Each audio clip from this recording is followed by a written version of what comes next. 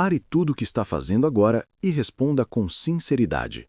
Você já sentiu que, por mais que se esforce, está sempre no limite, correndo atrás de contas a pagar, sem conseguir construir um patrimônio que de fato traga segurança e liberdade para sua família? Essa sensação angustiante de estar preso num ciclo de sobrevivência em vez de prosperidade não é um acidente nem uma fatalidade do destino.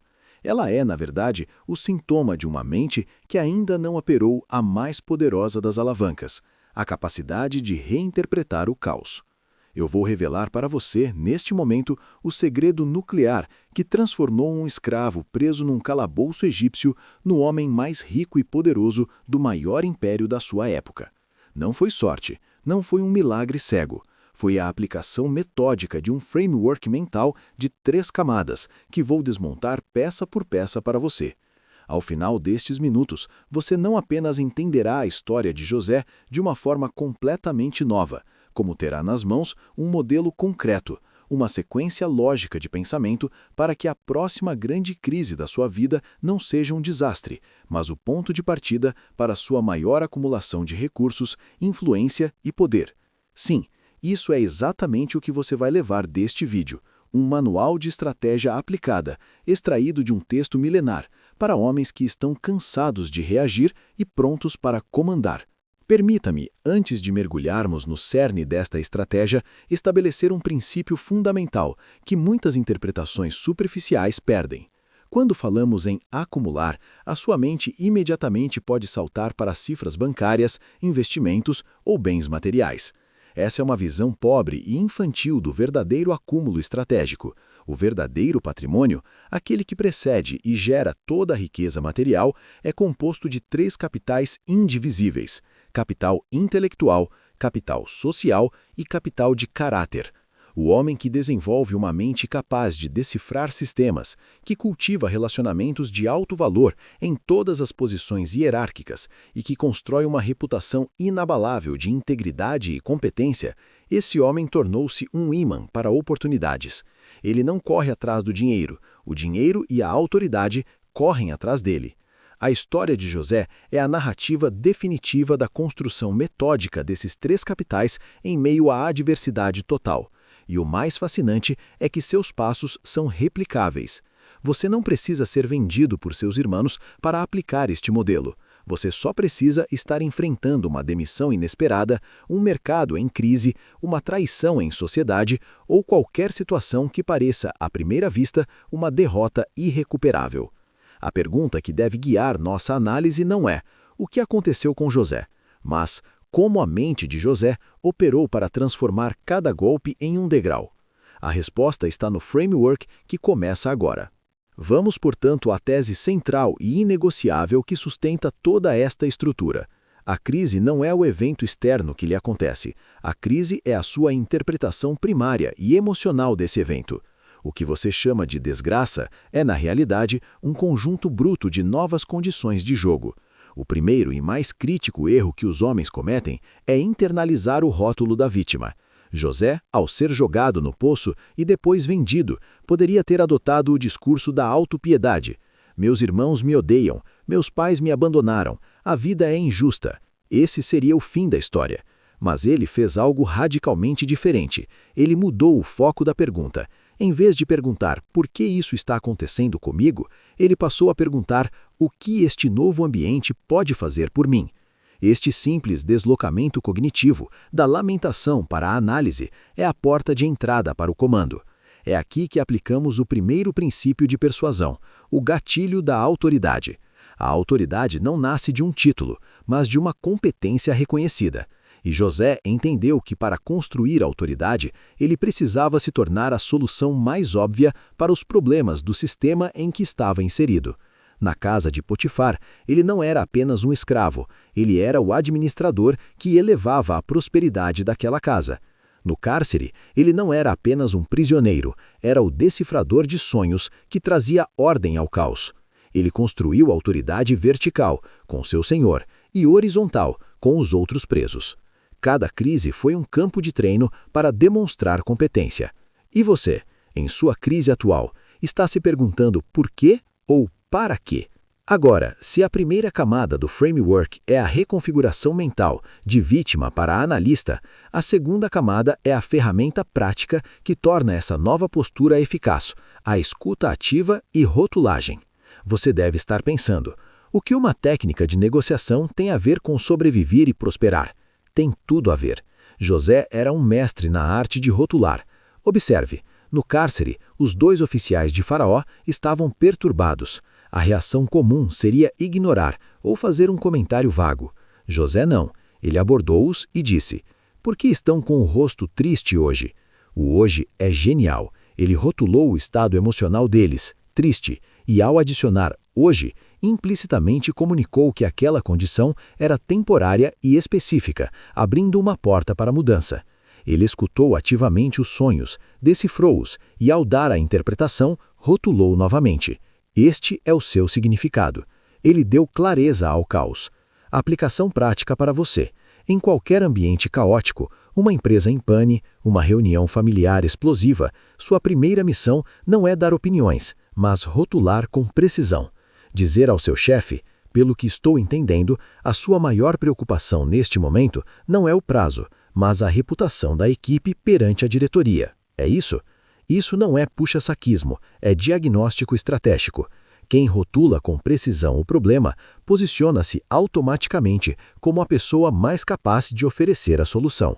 José fez isso de forma tão magistral que anos depois, quando Faraó teve seu sonho, o copeiro lembrou-se não do prisioneiro, mas do decriptor. A rotulagem fixou sua autoridade na mente das pessoas. Sua crise atual é um sonho confuso esperando para ser rotulado. Qual é a verdadeira dor por trás do caos aparente? Vamos dissecar então a primeira camada prática do framework de José, a disciplina da reinterpretação. Toda crise vem embrulhada numa narrativa pública que é, quase sempre, depreciativa. Você foi demitido, seu negócio faliu, você foi traído. A sociedade e sua própria mente primária vão gritar esses rótulos. A tarefa do estrategista é silenciar esse ruído e reescrever o rótulo internamente. José, ao ser vendido como escravo, poderia ter internalizado o rótulo mercadoria. Em vez disso, ele adotou o rótulo embaixador em missão de reconhecimento. Isso não é auto-engano positivo, é uma recontextualização estratégica baseada em evidências. Ele tinha sonhos de grandeza, uma habilidade administrativa inata e uma fé inabalável em um propósito maior. Essas eram as evidências. A escravidão era apenas o teatro, onde essas capacidades seriam testadas. Para você, a aplicação é direta. Pegue a sua crise atual e escreva o rótulo público que ela carrega. Ao lado, escreva 3 evidências das suas capacidades que são independentes dessa circunstância. Por exemplo, rótulo público, demitido aos 45 anos. Suas evidências: 1. Tenho 20 anos de experiência em gestão de crises setoriais. 2. Minha rede de contatos é leal e de alto valor. 3. Tenho histórico de otimizar processos. Baseado nessas evidências, qual novo rótulo você pode adotar? Estrategista sênior em transição para um projeto de impacto maior. Este novo rótulo não é uma fantasia, é um mantra operacional que vai guiar cada uma de suas ações, da reformulação de seu currículo ao tom das suas conversas. Você percebe como essa simples reescrita mental muda completamente o campo de jogo? Com a nova identidade estratégica internalizada, chegamos à ação concreta, a construção dual de autoridade. Muitos homens entendem a necessidade de impressionar o chefe, autoridade vertical, mas negligenciam completamente os pares e subordinados, autoridade horizontal. José não cometeu este erro. Na casa de Potifar, ele conquistou a confiança absoluta do seu senhor, tornando-se o administrador de tudo. Essa é a autoridade vertical. Mas e no cárcere? Lá ele não tinha um chefe claro. Então ele construiu autoridade horizontal, ganhou a confiança do carcereiro-chefe e, crucialmente, dos outros prisioneiros, o copeiro e o padeiro de Faraó. Ele se tornou a referência dentro daquele microcosmo. Como? Através do elogio sincero acoplado à competência. Observe, ao interpretar o sonho do copeiro, José não apenas deu a notícia boa, você será restaurado, mas, antes, demonstrou genuíno interesse pela angústia do homem. A sua competência serviu ao bem do outro. A aplicação prática é brutalmente eficaz. No seu ambiente de trabalho, mesmo o mais tóxico, identifique uma pessoa, um colega, um subordinado, até mesmo um superior, que possui uma qualidade genuína e subvalorizada. Pode ser a meticulosidade de um assistente, a criatividade técnica de um júnior ou a resiliência de um par. Faça um elogio específico, factual e sincero sobre isso. Carlos, observei como você estruturou aquele relatório. A clareza da síntese na página 3 facilitou decisivamente minha análise. Obrigado. Isso não é manipulação barata, é reconhecimento estratégico que constrói sua reputação como homem atento e justo. Essa reputação, acumulada, torna-se um ativo que sobrevive a demissões e reorganizações. Quem você pode validar genuinamente essa semana? A terceira camada do framework é a mais subestimada, o acúmulo silencioso de capital decisivo. Nos 7 anos de fartura no Egito, José não apenas estocou grãos, ele estocou dados, relacionamentos e credibilidade operacional. Ele criou um sistema de coleta de informações, os celeiros em cada cidade, uma rede de administradores locais leais ao sistema central e um histórico comprovado de execução em larga escala. Quando a crise dos 7 anos de fome chegou, ele não tinha apenas comida, ele tinha a infraestrutura logística, a inteligência de mercado e a autoridade política para gerenciar a escassez. Ele havia acumulado o que chamo de capital decisivo, os ativos intangíveis que permitem tomar as rédeas numa situação de caos generalizado. Aplicação para você. A próxima fartura da sua vida, seja um bom salário, um período de calma no negócio, uma bonificação, não é momento apenas para consumo, mas para investimento silencioso em 3 ativos. 1. Dados/habilidades. Invista em um curso técnico específico, estude profundamente o balanço da sua empresa, domine uma nova ferramenta de análise. 2. Relações estratégicas. Cultive com elogio sincero e troca de valor relações com pessoas de setores diferentes do seu. 3. Credibilidade pública. Produza conteúdo, mesmo que informal, que demonstre sua competência. Um relatório bem feito, uma palestra interna. Este acúmulo é invisível no dia a dia, mas no dia da fome será o que separará o homem que implora por ajuda daquele que é consultado como a solução. O que você está estocando no seu celeiro enquanto há tempo? Vamos tornar isto tangível com uma aplicação prática hipotética, mas absolutamente realista. Imagine João, um gerente comercial de 38 anos, demitido de uma multinacional após uma reestruturação. O rótulo público é claro, ex-funcionário, descartado. Usando o framework de José, João primeiro opera a reinterpretação. Suas evidências, ele conhece profundamente o segmento e tem relacionamento pessoal com clientes-chave e identificou falhas crônicas no sistema de pós-venda da empresa. Novo rótulo interno, especialista em retenção de clientes de alto valor em busca de um novo teatro de operações. Ele não atualiza o LinkedIn com desespero. Ele inicia um projeto, um diagnóstico gratuito e profundo de pós-venda para 3 ex-clientes que admira.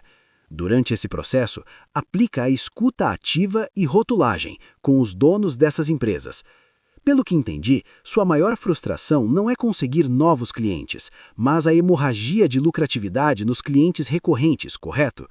Ele não pede emprego, ele diagnostica. Simultaneamente, cultiva a autoridade horizontal, reúne-se com ex-colegas de nível júnior e sênior, faz elogios sinceros sobre trabalhos específicos que admirou no passado e oferece conselhos pontuais. Essa rede, agora fortalecida por valor, começa a movimentar-se. Onde você acha que essa sequência de ações pode levar João? A segunda fase da aplicação prática de João gira em torno do gatilho da autoridade. Com o diagnóstico de pós-venda em mãos, ele não envia como um currículo diferenciado. Ele transforma esse trabalho em uma pequena palestra, um webinar intimista, para o qual invita não apenas os 3 empresários que ajudou, mas também alguns ex-gestores e até mesmo concorrentes respeitados. O título não é Veja o que eu fiz, mas sim os 3 vazios de receita que toda empresa de médio porte ignora no pós-venda. Ele se posiciona não como um candidato a emprego, mas como a autoridade naquele nicho específico. Durante a apresentação, usa a técnica do sim para gerar concordância progressiva. Quando um cliente de alto valor não recebe um contato personalizado após a venda, a sensação que fica é de abandono, concordam? E quando essa sensação se instala, a próxima proposta de um concorrente parece muito mais tentadora, não é verdade? E se houvesse um sistema simples, mas não simplório, para manter esse cliente engajado, o retorno sobre esse investimento seria marginal ou exponencial? Cada pergunta leva a um sim mental. Ele está treinando a audiência a concordar com sua lógica. Ao final, ele não pede, ele agradece e disponibiliza o material. A autoridade foi estabelecida. Qual é o resultado mais provável? Ele será visto como um problema a ser resolvido ou como uma solução a ser adquirida? Agora deixe a hipótese e ouça uma história real, com nomes alterados, de um homem que aplicou este framework de forma inconsciente e que me deu permissão para compartilhar. Marcos, 52 anos, era sócio minoritário de uma distribuidora de autopeças. Uma manobra societária dos sócios majoritários o colocou para fora da empresa que ajudou a fundar com uma indenização baixa e um acordo de não concorrência por 5 anos. O mundo desabou. Ele tinha o rótulo público de sócio traído e acabado. No primeiro mês, ele caiu na amargura. No segundo, algo clicou. Ele fez a reinterpretação. Suas evidências eram o conhecimento profundo do canal de oficinas mecânicas independentes e o relacionamento pessoal com vários donos de pequenas indústrias de componentes automotivos. Seu novo rótulo foi consultor de cadeia de suprimentos para o mercado de reparação automotivo independente. Ele não podia vender peças, mas podia ensinar como comprar melhor. Ele então iniciou um processo meticuloso de escuta ativa. Visitou 15 oficinas, não para vender nada, mas para fazer uma pergunta.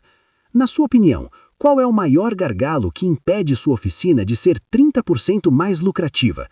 A resposta esmagadora foi: a gestão do meu estoque de peças. Compro errado, falta peça para o serviço ou sobra dinheiro parado na prateleira.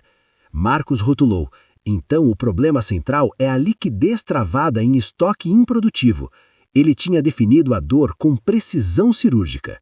Nos 2 meses seguintes, com a própria indenização, ele desenvolveu uma planilha inteligente, simples mas poderosa, de gestão de demanda baseada no histórico de serviços de cada oficina.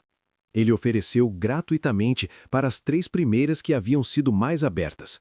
O resultado foi uma redução de 20% no capital imobilizado em estoque. Esse foi seu caso de sucesso. Agora veio o elogio sincero e a autoridade horizontal. Ele procurou um antigo fornecedor, um dono de pequena indústria e disse: Roberto, sempre admirei a qualidade técnica dos seus produtos e a sua ética nas negociações. Preciso da sua opinião como especialista. Como posso fazer essa minha planilha conversar melhor com o ritmo de produção de uma fábrica como a sua? Roberto não só deu a opinião, como se tornou um aliado. Marcos então criou um seminário pago, barato, para donos de oficina, com o título Como Destravar R$50 mil do seu estoque em 60 dias. Ele usou os casos das 3 oficinas como prova social. O seminário lotou. Ele não estava violando o acordo de não concorrência, estava ensinando. A autoridade estava consolidada.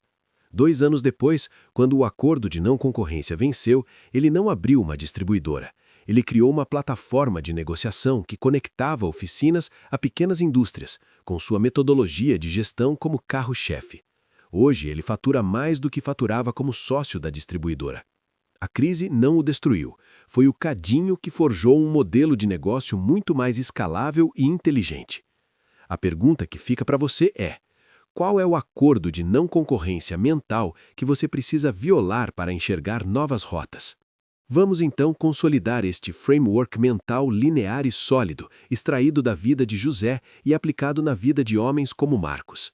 O caminho é uma sequência inegociável. Passo 1. Reinterpretação. Você abandona o rótulo público da crise e, baseado em evidências concretas das suas capacidades, adota um novo rótulo estratégico interno. Isso muda sua postura química. Passo 2. Construção dual de autoridade. Você utiliza a escuta ativa e rotulagem para diagnosticar com precisão as dores ao seu redor e aplica o elogio sincero para construir capital social vertical e horizontal. Você se torna a referência. Passo 3.